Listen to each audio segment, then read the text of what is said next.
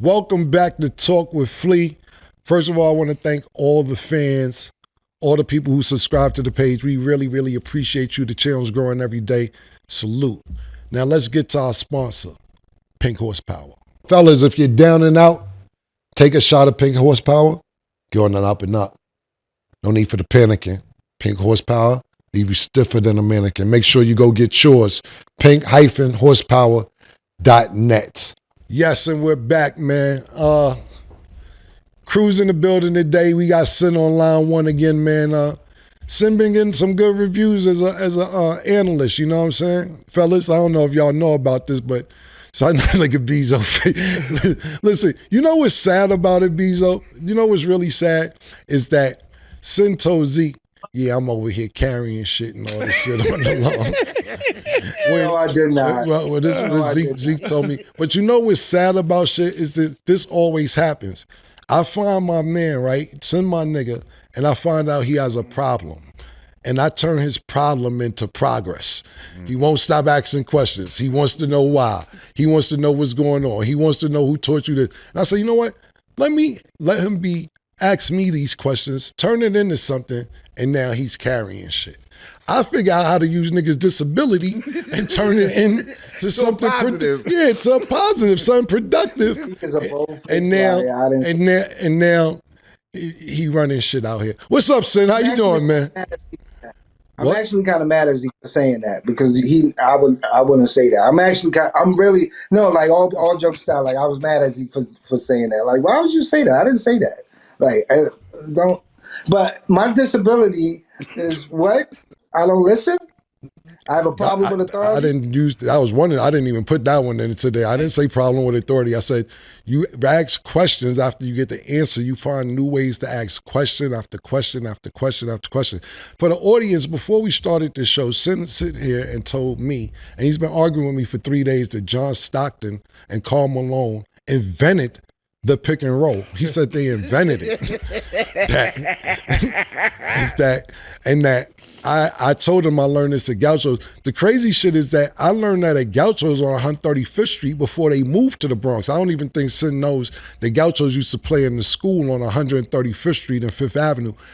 Then they got the gym in the Bronx. I didn't even learn that in the gym in the Bronx. I learned that one on 135th, 5th. Sen, did you know the Gaucho's practice before they had the gym on 135th and 5th Avenue? Actually, then the only gym I know on 135th is the bathhouse. That's the only. Yeah, it's a school right there on the corner. That's where Gaucho started. Then they eventually got the gym in the Bronx. So he's telling me that. Well, you're talking about 135th, where Bumpy Johnson and Malcolm X used to go chill at on 135th. They actually wasn't around at this time. This is 1984. Yeah. All right. Well, I mean, you giving me knowledge. I'm trying to give you the knowledge. Like, you know, they was at 22 West. Since you want to go Harlem nostalgia, my bad. You was there. you was there. Who am I to question you with? Bumpy Johnson and Malcolm X was hanging out.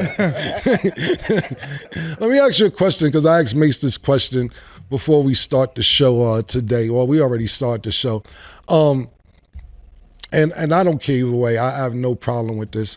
But are you supportive of what's going on as far as, I don't want to use the word, but like the shirt that you got on, the person who made it, you down with that? Down with what? Versace, Balenciaga, Tom Ford, those guys. Nah. So why would you wear that? I was actually going to ask you a question like that. Let me get to my question. Well, I know you have 200 questions. I'm just asking you a question before we start. If you don't support that, why are you wearing it? It's not that I don't support it. I just live a different type of way. I got a different lifestyle than, you know. No, I'm not mad at that. I'm just saying, so you don't mind putting money in their pocket. No, I mean, no. Okay.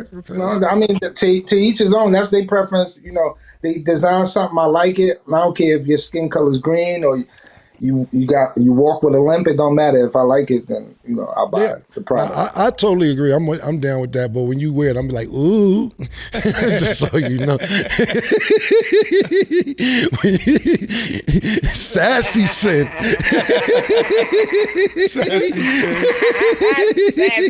Sassy Sen with the Balenciaga. I don't mind either. I'm cool. Yeah, like that. We try to get some sponsors, right? Huh? You said we try to get some sponsors, right? Leave me alone, bro. Hey, Balenciaga could sponsor the show. I'm down. Balenciaga, Tom Ford, Versace, come sponsor. I'm down. I wear it. I'm just asking you. Your point of view. I'm down. Try to make me say some shit because you know me. I ain't saying nothing. SS. I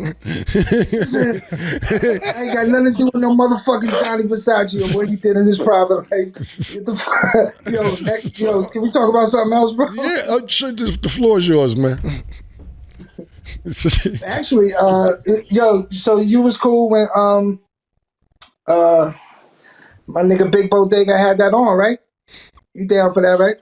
I mean, if he's promoting Diplomats, I'm supportive of anybody who supports the Diplomat, the brand, the Eagle. I appreciated him wearing it. Me personally, I thought it was I'm not going to say it and take it for granted because, like I said, it don't matter who wears it. I don't care. Anybody who supports the Diplomats brand, I'm very appreciative. But that was more that, what can I be the most New York and wear? Oh, the Diplomat Nick jersey. That'll do it. That'll make me a New Yorker. That's how I took it.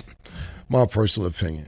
Like when Julius Randle, when he came to the Knicks, first thing he wore to the Garden was a Diplomat T-shirt. It was me, Jewels, and Jim. So I take it as when niggas come to New York and they want to see the standard, they go to the brand, they go to the set. I gotta respect that, absolutely. Yeah, because, I mean, we're not going to act like it's a secret. Everybody's saying that KAT is zesty. It's all online. I'm sure he saw it. Aunt Edwards made a joke about it to him one time. So, about so the way saying he talk, that he's not a heterosexual man? Is that what you're trying to say when you say zesty? That's not what. No, that's not what I'm saying. I didn't say that. What's zesty mean? Just so we're clear. Zesty, I guess, kind of feminine. I can't say that word. Feminine ways about him or whatever. So that's why I asked, well, what did you think about him wearing the jersey? Oh, I don't care about him being zesty. Balenciaga and Johnny Versace. No, I was asking you that. That was a personal question for you. I don't care about KAT being zesty, not zesty. He's a good basketball player. He's a good basketball player. I was just trying to see the definition of what you meant zesty was, because you said, I mean, if Anthony Edwards makes a joke about it or whatever, they played for a couple years together, so I guess he's cool with what niggas think or whatever, but that don't matter to me. It ain't about, when I made my comment, it ain't about no zesty or anything else. It's more about when niggas get to New York, they sit there and say, okay, let niggas know I'm gonna be a Nick or a New Yorker or whatever it is. So, like I said, it wasn't just him. When Julius Randle arrived in New York, he did the same thing, and I salute both of them for doing it. Ain't it called adjusting? Because I recall me having attitudes with you a couple of times of the way your slang, when you in each state, when you in different states, you use a certain slang right. that state uses, and I don't like it. What's the problem? You know what I mean? So, yeah, like you was in Philly. Yeah, go ahead. You was in Philly. We was on the phone. You like, yeah, man, what's going on with the young bull? I said, what? When you start talking like that, bro? I was like, see. He said, nah. When I'm in Chicago, I use Mo. I said, who's Mo? Like, is Joe or Mo? One of Chicago them. Is Joe, and over my niggas in Soundview in that area, the Bronx is Mo. I don't understand if we're in France and I speak French, would you have a problem with it? Why you got a problem with KAT wearing New York talking about, I'm in New York? You made a joke just now. You trying to really I was not making a joke. If I've said the same thing about Julius Randle that I said about KAT, how is that a joke? I just said when niggas come to New York, they want to represent like, yeah, nigga, I'm from New York, I'm down. And they go to You ain't Diplomats. say it like that before. That's Okay, not the way you said it before. You made a joke. Okay, however You you trying want to be to. funny. What I say and what you understand is two different things. I'm just trying to explain to you how I look at it, and I have nothing wrong with that. Because listen, let's be totally honest with you, right? You could sit there and wear Wu-Tang. You could sit there and wear a Locks hat. You could sit there and wear Jay-Z paper plane hat. Anybody else that I'm forgetting, I'm sorry. But when you put the bird on, it means, yeah, I'm in New York, nigga. That's all I was saying. You turn it into something else. This is how I take your disability and turn it into something positive. No, I got mad because But back to the original thing you just said. Yeah, when I'm in the Bronx around my Soundview niggas at Castle, all that. Yo, what up, Mo? If I'm in Philly and I'm with my Philly niggas or my homegirls in Philly, I'm like, what's wrong with the bull? I don't understand what the problem is because I'm using certain slang in certain states. You know what I'm saying? Do you know what smoking bunk is? What? When you smoke bunk. No. Yeah, that's in Miami. Mm-hmm. You know what I'm saying? I'm just trying to, when they be like, yo, nah, I'm smoking bunk, that means they smoking dust. I try to educate you, and when I don't, I get criticized. Now, when I'm speaking different languages, you want to talk to me about it because I'm well adapted around the United States. I don't understand why I can't use certain slang. Let me explain something for the audience too, just so you know. When you're in LA and you call, or the West Coast, and I'm not gonna say all states, and you call a nigga weird, you want to fight. You having a problem. When you're in Miami and you call a nigga a fuck nigga, you want a problem. You're ready to fight. If you're in New York area and you tell a nigga suck my dick or something like that, you want a problem. These are things that you need to know if you travel outside of wherever you're from, just so that you don't make mistakes when you're in these different places and say the wrong things. Now, if I'm adapted and I've been around the world thrice, not twice, I said thrice, you can't get mad that I know these things. I don't get it. Well, when you're in Jersey, I never just heard you say the bull, so I was just like, where did that come from? Well, it depends on what part of Jersey, because if you're down in Camden, the bull is official. Mm-hmm. You know, it depends on what part of Jersey. North Jersey, you may not hear me say that, but once I get past exit 4 on the turnpike, it's the bull. Mm-hmm. Got an answer for everything, man. You got a question for everything. I don't get it. That's why we're here, to answer questions. All right, let me ask you something. Are we doing the girls first, or are we getting to the questions? A lot of people been wondering about our categories for the girls, and me and Sen has formulated a list and categories, and what we're going to do is that we're going to have each week for the next 5 weeks, 5 different categories. We're going to have your chance for you to vote on each category each week. The winner of each category gets $1,000, and then the winner of all 5 categories is going to get, we'll have them compete for the fans to vote, not our votes, and they'll win $5,000. But let's save that for the end of the show because I know people are waiting for that, and we're going to make sure we get to it. Okay. This ain't no CNN shit. This is our shit now, so we can talk about it. What you think? What happened with Puff? Was everything that's going on with Puff? What do you mean? It's a 2-part question, and then how do you feel about everybody saying no Diddy now? I think that's terrible slang to have if that's you. You know, you don't want a nigga to be like no Sen City. You know, when something, when the pause game comes in, they be like no sin. So you don't want to hear that. Of course you don't. As far as Puff is going on, to be honest with you, bro, I don't keep up because the allegations get ridiculous by the hour. And I'm not saying whether they're true or false or anything else, but shit, let it get to trial. I will say this, though. It's really not a good look when your lawyer withdraws from you. And his lawyer said he can't continue to do the case with Puff, and his lawyer is withdrawing. That's not a good look at all.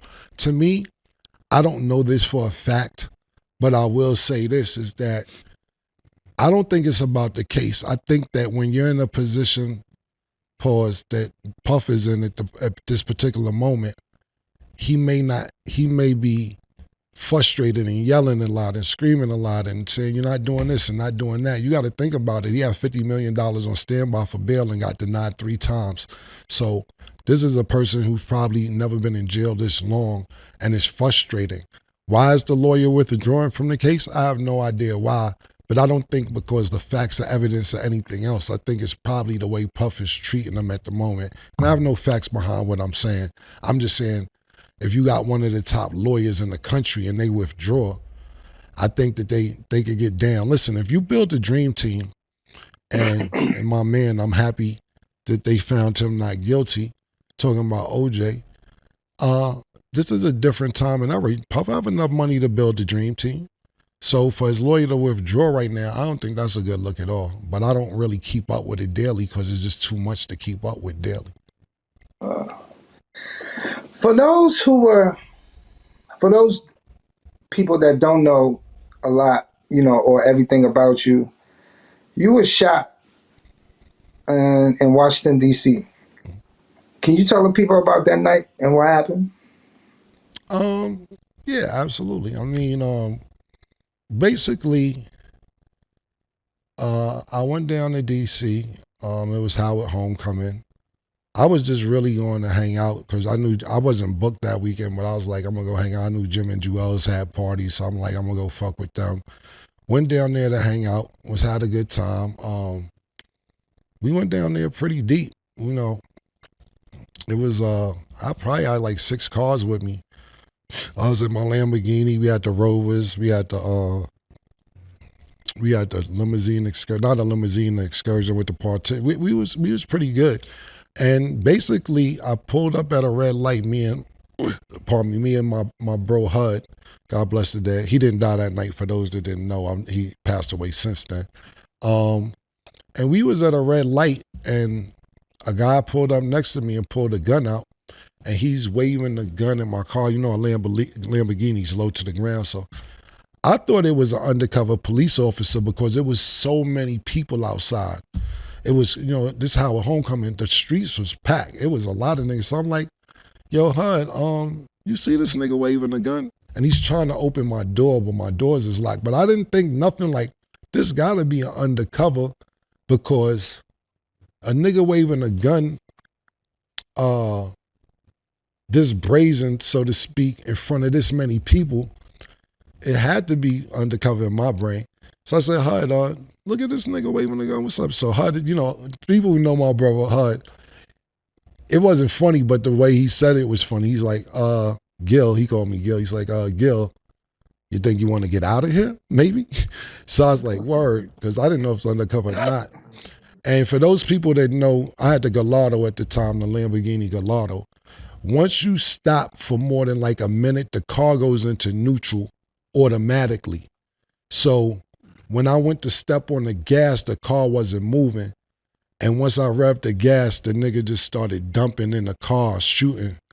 And then I hit the paddle, got out of there, pulled off, basically got away from them.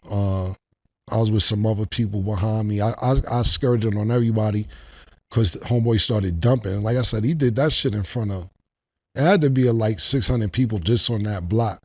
So I pulled out, I jumped on a highway. This was some real movie shit. I don't want to sound like Zeke, because Zeke's stories be sounding crazy. But I jump on whatever highway is the wrong way. And I'm driving on oncoming traffic, like on an I, like if it's I-95, I'm driving on oncoming traffic, weaving all the traffic. And then HUD is like, Gil, they're not behind us. I think we good. But then I look down and I see mad blood. I'm like, yo, I think I didn't feel nothing, but I was like, yo, I think I'm hit. And so I finally got off the highway, and then the car broke down, kind of like, I can't tell, but it looked like projects. And I'm like, why would we break down right by the project? But the streets is so flooded, it's crazy. So the car break down, I run up the mad people window bleeding, like, yo, can you take me to the hospital? They like, yo, get away from here. Like, yo, you all shot up gas. And then one person recognized me, this dude, he's like, oh shit, Cam. I was like, yo, I'm shot. Can you take me to the hospital? So I jumped in with him. It's mad traffic. I'm just sitting in traffic. I'm like, yo, you gotta get me to the hospital. This nigga calling niggas, yo, Cam shot. I got him in the whip. I say, yo, bro, Could you just get me to the hospital? And then You remember his name? Nah, I actually don't. And I wish I could send him something. Cause when I pulled up, I didn't know where I was bleeding from. I just knew it was blood. And then when I pulled up to the hospital, I just ran in the ER. And then I basically was in the ER, and then, they probably put me to sleep. Everybody came over there. And then when I woke up, the cops was there. They were like, you see, the regular shit, da-da-da. I'm like, I really don't know who did it, et cetera, et cetera. And that's kind of what happened. I ended up actually going to jail behind that shit because I was on probation at the time. And they was like, if you don't cooperate, then we violating your parole because you wasn't supposed to be in D.C. anyway. I told the judge I was working, and I said, you gave me permission to leave anytime I'm working. And the judge was like, you have to get permission every time you leave. I said, well, I misunderstood. And he's like, well, now you understand, you're on the Rikers. And I did a couple Weekend Warriors on Allen, and that was it. But there's a lot of people circling, and rumors running around saying that I played the part of Alpo, and they don't like Alpo in D.C., and that was kind of a couple years after the movie, et cetera, et cetera. But no, I never found out who did it. Yeah. I want you to tell people. I mean, you told me, and I thought it was different. But tell people your most feared way of dying. My most feared way of dying is getting eaten by a whale and not dying. And he take you to the bottom of the sea, and you just in there. I don't know what's funny about this. And I'm crazy.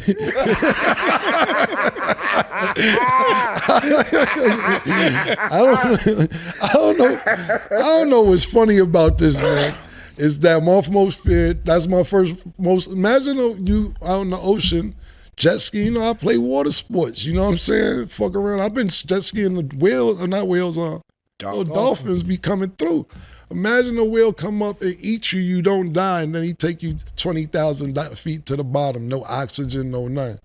You just trying to get out of there. Even when I watch the movie Castaway, it scares me when the whale pull up on the nigga with the one eye when he on the joint. I don't like whales. And recently, we just seen a whale eat a nigga in a canoe and spit him back up. We just seen that like a week ago. I sent it to you. What's going on is this: the earth and animals and humans, etc., we all figuring each other out after all these years.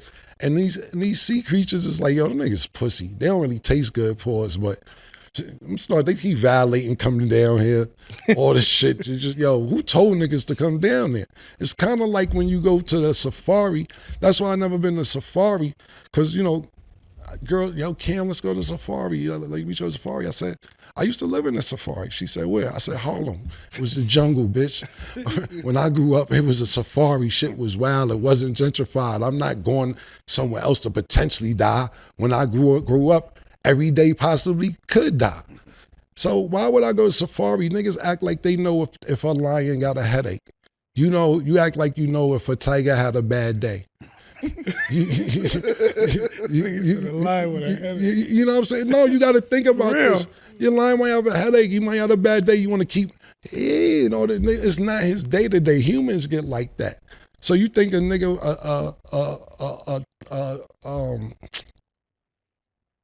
what's the orangutan with a stomach ache won't choke the shit out you? Like, yo, my nigga, leave these niggas alone, man. You keep going in their habitat and try and think that it's cute and all that, and then when an accident happens, cool, it's no real way to communicate. You ever see that nigga? He tried to be cool with the orangutan tried to pull that nigga in the cage. He was on the outside, niggas screaming for us. Like, you don't know if these niggas having bad days. When you're a human, even if you don't speak the same language, you could tell body language like, oh, leave that nigga alone. Yeah, you don't know with an animal. Yeah, so a whale swallowing me, pause. I don't know what's funny about that. I couldn't wait till you tell that. I don't know what's funny about this shit, to be honest with you. All right, but listen, we grew up in crucial times. I would think it was fun too, 90s, 80s, or whatever. The word anxiety gets thrown around a lot today. What you think about, the generation we in now and the generation we came from? Like, do you think that word is thrown around too loosely? Because I don't remember people saying get therapy, and we all may have PTSD, post traumatic stress syndrome or whatever, but do you think that word anxiety is thrown around too much today? I think that it's not frowned upon. You may have had anxiety growing up, but you may not want to say that you had anxiety because it was frowned upon. You know what I'm saying? Like, and you say so much ignorant shit. Not this, that sometimes I'm scared to even repeat the shit that you say on the show. Like, matter of fact, I'm going to do it. Let's do it. Let's do it. You say Tourette's is a white people disease. That your parents wouldn't allow you to have Tourette's. If you were black, you wasn't allowed to have it. And I'm sitting there saying, what? Can I say something? Yeah. You try going to grandma's house or big mama house. That's what we call grandmothers down south. You try going to big mama house or sitting in church with them and scream out "fuck you," and I got a big penis, and I got it's just not going to happen at a dinner table or in no grandmother's house. Then you're going to get beat up. I'm telling you now. So when have you? All right, Kenya Martin, but Chris Jackson, Abdul Rauf.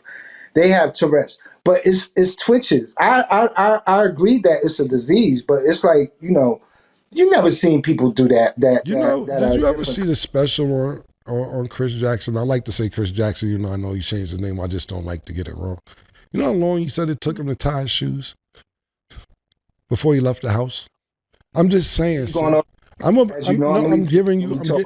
telling you, because somebody doesn't scream somebody out, that doesn't mean they don't have tics. People handle it differently. And what I'm going to say is this: tomorrow they're going to be looking for you. I'm telling you that right now. They're going to find your page and you in trouble. I'm telling you that right now. Listen, I'm not trying to offend nobody. There's going to be a bunch of black people that find you and they child has it and they on you. Yeah, take a sip of water because they on your ass. Anyway, back to anxiety. I think that word was frowned upon. Listen, I'm going to be honest with you. I had anxiety for the whole time I was 15 years old. I ended up, this is what happened, right? I had a fight, and I used to play basketball, and people know that, but I was playing ball one day in this gym called St. Mark's on 138th Street between Langston and 5th. And I'm in there playing ball, but back then, you got to fight, you got to know how to fight too if you play ball. So I was playing with some older niggas, and I got into a fight. This dude, I remember his name. His name was Cliff. And I didn't know who he was. He's from 40th and 7th at the time. And he's older than me. And we got into a little wrestling match, but I was strong. I used to lift weights every day, everything else. So I ain't gonna say I got the best of them, but we had a little tug. And then after it broke up, I see everybody in the gym like, yo, Cliff, chill. He's just a basketball player. Chill, he's just a basketball player. He like, everybody like kind of scared him. They like, yo, move, nigga, move. And they like kind of like flinching. So I'm like, who this nigga? I look over at HUD, because HUD was in the gym. HUD look at me like, Kill, you gotta learn when to calm down. I'm like, oh man, well, who the fuck is this nigga? So basically, I found out he was down with 40 Wolves and Lynch Mob at the time. And HUD was so mad at me, he's like, yeah, you know what they doing. I'm not gonna get into it. If you could Google them, Lynch Mob from Uptown and 40 Wolves you want, I'm not here to spread their business. He's like, you know what they doing to niggas out here, right, Kill? You can't spend the night in my house tonight. I'm telling you that right now. HUD sent me back to the east side to my grandma's house because I was supposed to stay at his house. I ended up going to Blouse. But the moral of the story is, after that, next couple weeks, I kind of found out who these niggas was and what they was doing, and they had did a couple things after that situation. So from the time I said, I ain't gonna make it to 16 years old. And and I wasn't scared. I think I was more anxious. I had anxiety that they're gonna do something, but you can't use the word anxiety in 1991 or 92, because it wasn't like I was scared. It wasn't like I wasn't coming outside or being on the corner or being whatever I was at. But it's more than one of them shits like, oh, they just did that to him. He's only 16. So I think that word is frowned upon now. I'm just giving you an example of kind of what I went through. I think that word is frowned upon now. I mean, not frowned upon now, but people like yourself say, fuck his anxiety. These niggas, we ain't have anxiety. Ta-da-da. And you frown upon it still today. I do. I know. I think it's a way out or an excuse sometimes. To just say that we used to niggas with anxiety. We was just, I guess, I'm assuming in the '90s when we was growing up, when we was little, we would just be like, "Oh, this is a scary ass nigga." You understand what I'm saying? Sen, can I ask you a question? If What's up? When I was growing up, and if I was in my hood and I had some work on me, and the police got behind me, is that anxiety? It's a different kind of anxiety, but it's anxiety, right? It's a good question. That's PTSD. It's anxiety. Yo, let me ask you something. First of all, you have to go through something for PTSD. What if you never went through nothing? I'm scared of, what if I'm just scared of cops? That's anxiety. It's anxiety. Yeah. Wait, being scared of cops is anxiety? Yeah. If they get behind, listen, if you just saw somebody, just like they show us every day on TV, like cops murdering people, and then people get behind you and you think, are they going to murder me? That's a form of anxiety. Yeah, and not only that, Larry, I think that was a great one, Larry. Let me add one more to Larry's topic. What about if and you could use the word claustrophobic, but you may not be claustrophobic. What if you get stuck on the elevator and you start panicking? Oh my God, I'm stuck on the elevator. Because my elevator used to get stuck in my building a lot, and I used to panic. Yeah. Is that a form of anxiety? No, I just think that's scared. See, the thing about, what you don't like, Sin, and not just this topic, you don't like different words for different things. You want one word to be the one word for everything, and you can't use it. Like I told Sin this years ago, we was filming the movie, the series First of the Month, and I taught him what due diligence is. He said, why a nigga just can't say do the homework?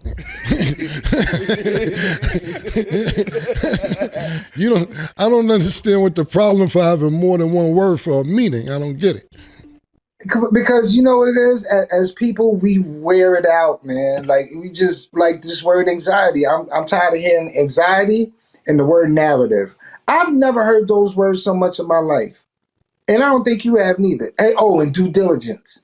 Instead of just saying, nigga, I did my homework on you. Like, that's it. But see, this goes, sorry not to cut you off, this goes back to earlier with the young bull. You don't like people expanding their vocabulary and their knowledge. You want it to be, yeah, it's not conducive for you, Bezo just said. So if a nigga expand their vocabulary, if a nigga he don't like the word conducive. Yeah. See, I don't understand what was learning. And you know what's crazy about it, y'all? And nigga, this nigga here, the problem is this. He sits there and argues with us about all this shit and then goes with his other crew and uses the shit with them. On them. On them niggas. That's what's the wildest shit about the whole shit. I told the nigga the other day I'm trying to diversify my portfolio. He said, oh, now you want to diversify portfolios. I said, yeah.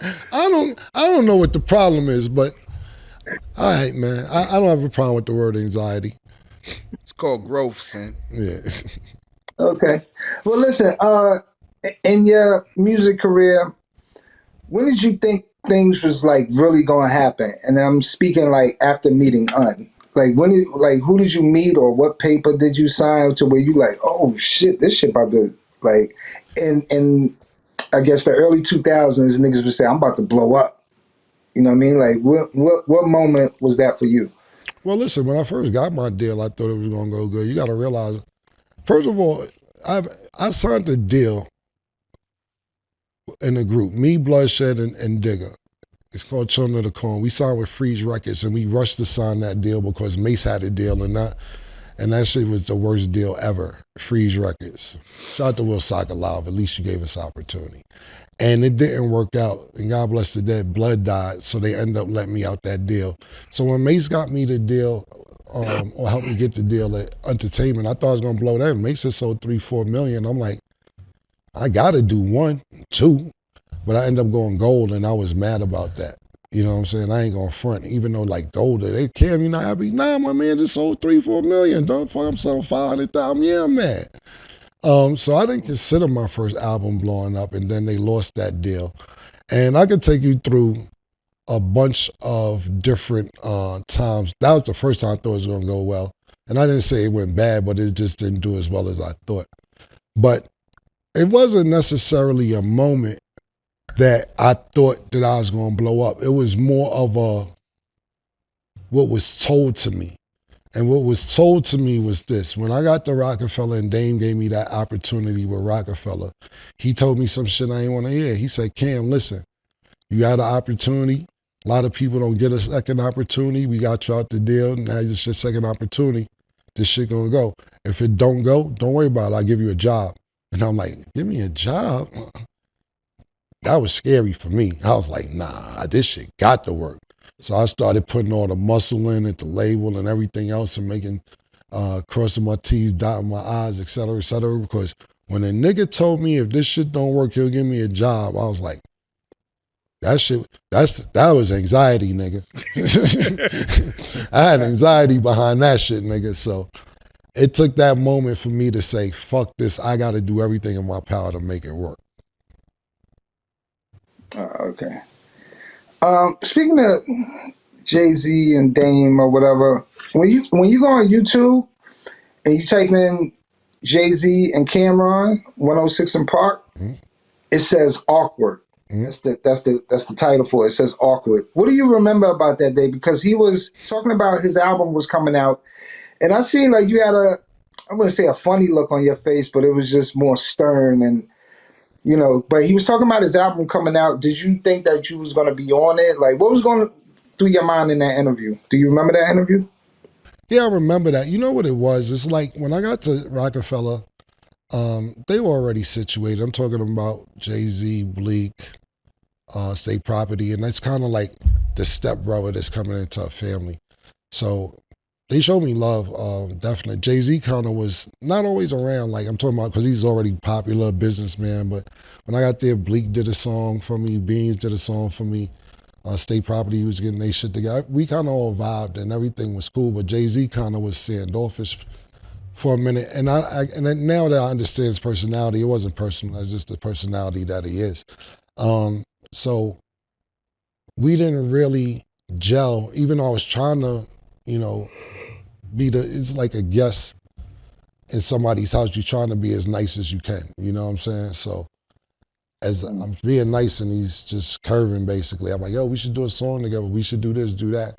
And kind of didn't really do anything until I did Old Boy and he did Welcome to New York City with me. But I got it at that time. It was like kind of like, I didn't get it at the time, but now it was kind of more like, prove yourself and I'll fuck with you because I'm already here. And now that I look back on it, I respect it.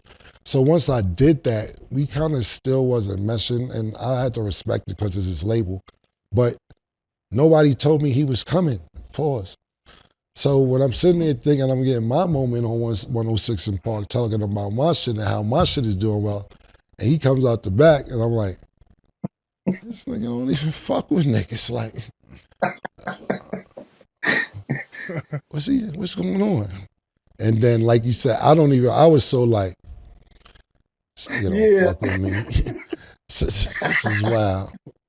So I'm sitting there just trying to be as cool as I can because, this is my time to be on 106 in Park and talk about my shit. But like you said, I don't even remember what you said, but obviously it turned into his album on my time. And like I said, I didn't know he was there. If I knew he was there, then we would have vibed it out, but it was more like a surprise. And then I guess usually what happened at the time is everybody else would have probably been hyped. And I'm not saying that I don't appreciate the support at the time, but it kind of was already like, niggas don't fuck with me like that. And so that's kind of probably what my face was. It wasn't more of disgust. It was more of a, what's going on? I don't really know what's going on, but that was my face, and I know what you're talking about because I didn't know he was there. Okay. All right, so let's jump into another topic. Worst lie you ever told the girl, either you was in a relationship with or whatever, and you thought about it later like, damn, that was some stupid shit I said. thing about it is this. I'm gonna sit here and think of one real quick. But niggas, all our lives is dumb. And that's why I chose not to lie. Because let me tell you something, half the time we be lying as men, and the girl know we lying, but they just like us enough to deal with it. So, because niggas, listen, you think that, nigga, if you in a girl house and you want to leave and the phone ring and nigga be like, hello? Oh, they shooting? Oh, word? Fuck, I know niggas ain't shooting. Boom. That's one of them. Oh, they wilding? Oh, this, that, and third? That's always the first go-to. Second one is, you know what's funny? I seen a girl do this. It was a skit. And it was like 3 a.m. and she came in the house and her boyfriend was like, yo, where the fuck you was at all night? Da, da, da. She's like, I was at the studio. He's like, what the fuck is you talking about? Oh no, you could be in the studio all night. I was in the studio. That's niggas' favorite line. Even if they not rappers, they was in the studio all night. Because even if you're not the rapper, you like, you know this nigga take forever to do the songs and all that shit, man. I was in the studio all night.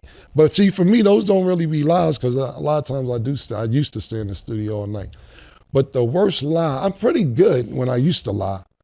I don't know. That's a great question. I think I want to revisit it because I have to think about it because, I probably don't remember my worst lie because you have to put yourself in the lie to believe it so that you don't feel like you lying. So right now, when I lied, I might have felt like to this day it's not a lie.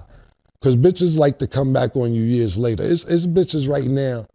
It's 2025 and I'll say, yo, I was messing with this girl in 07. Another girl called, oh, so you was messing with her in 07 when me and you was supposed to be, I say, yo, I don't even fuck with you or her no more. But they save these dates and they remember. So I don't want to sit here and say, what's the worst lie I told, because I may still be living it. I remember an underwear incident in your crib. I thought that was pretty fucking hilarious. What happened with that? Pause. You don't remember the underwears at your crib that said nasty? Oh, yeah. That wasn't a lie.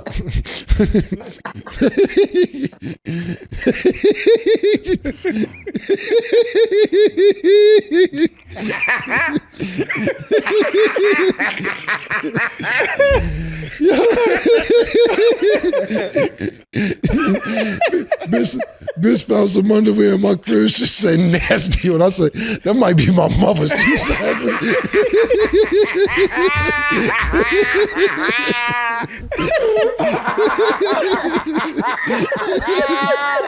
He put it on Molly. Yo, say your motherfucking mothers. I said, I don't know. I forgot. See, you got to start right now. I be forgetting. That was bad. That was bad. That was definitely bad, bro. That was real bad. Yeah, it was bad. That was bad. I thought that was the goal. Only reason, see, my mom passed away, so I ain't gonna put that on. She was still alive, them still be her underwear. I tell you that right now. Yeah, that was bad. I forgot about that. Damn. Yeah, that was bad. He said, yo, found a pair of panties, had a tongue on it. It said nasty. Yeah, bitches used to, that's another thing. If you got a girl, inviting bitches to your house is dangerous because they track hair, they do all type of shit. They forensic files with the hair. I remember I did that. The girl found some hair in my crib. I said, that's my mother. She said, your mother has a sandy gray, petite material to her hair. This is nasty weave.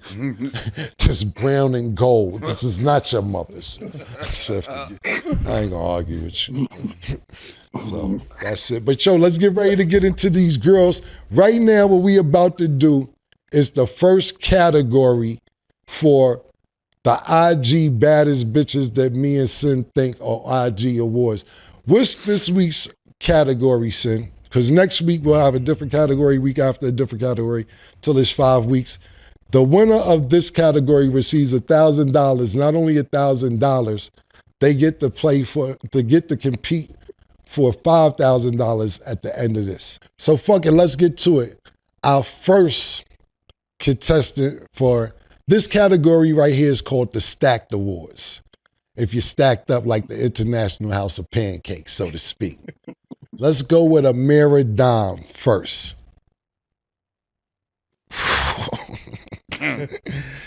Yo, look at that. Because I'm drooling. Yeah, He said I'm drooling. How about that? I like that. I like that. I like that. Who you got? Who's second? I got CeCe Marie. Okay. Oh, hips. Hey, yo. I ain't never see CeCe. Okay. Yeah, we call that the teardrop. Teardrop? Okay. I ain't mad at that. I like it. I'm going Mirror so far, but it's not our choice. We're doing this for y'all. Right. We're doing this for y'all. Yeah.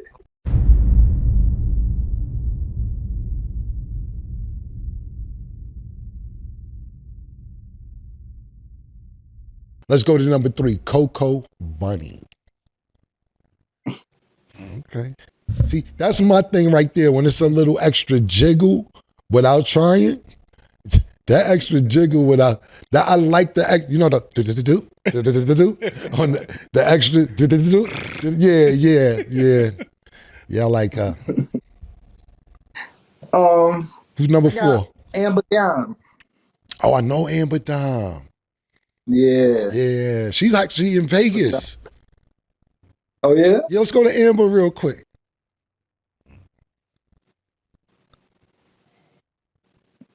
Yeah, that's that jiggle. She cheating. She got cheeks out. I like it, but yeah, it's cheeks. Y'all vote in the comments. Yeah, don't get me wrong. Her shit fat, but I'm gonna ban that from the next one because a lot of people got a fatty with the wedgie. She got one without the wedgie, but the wedgie's a little bit of cheating, man. I think it's cheating a little bit, but I follow Amber Dom, actually. I follow Amber Dom.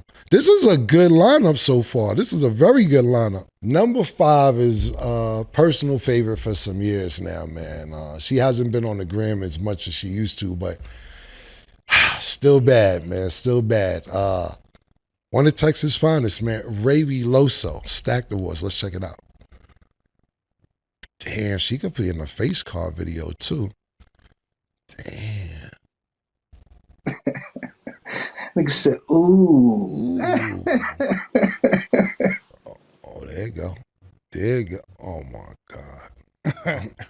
Oh man. Damn, Raven. Still bad. Shout out to Ravy, man. Shout out to Ravy, man. Shout out to Ravy, man. And who we got? That's my nigga, right? Yeah, I fuck with Ravy. And who we got last for the Stacked Awards, Sen? Oso Jayla. I don't know if I know Oso Jayla. Let's go to Oso Jayla. Oh, I know Oso Jayla. He said, I know you know Oso Jayla. She's right next to a brick house, too. Yeah, Larry, right? She's right next to a brick house. I don't know that. I'm gonna keep that 100. That's looking African. That's looking real Africanish. I like that. Yo, listen, I think this was some pretty good selections, man. Sen, you did a good job picking out. I did a good job picking out. So this is the first category, the Stacked Awards. We're gonna post all 6 of these girls on the Talk with Flea page.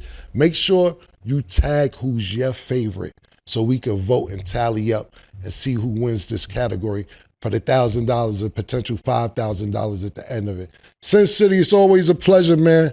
I'm happy that we're able to take your disability to the next level and do some nice things with you, man. Pause, man. Make sure, I'm not sure if you've seen, but if you didn't see, because I know you're here right now, we mentioned you earlier today on It Is What It Is. Stat has some choice words for you in the next, so I know you was prepared for this show today. When you get a chance, go watch It Is What It Is, because we shot it right before this one. We was talking about, we gave the Knicks the attention that they wanted.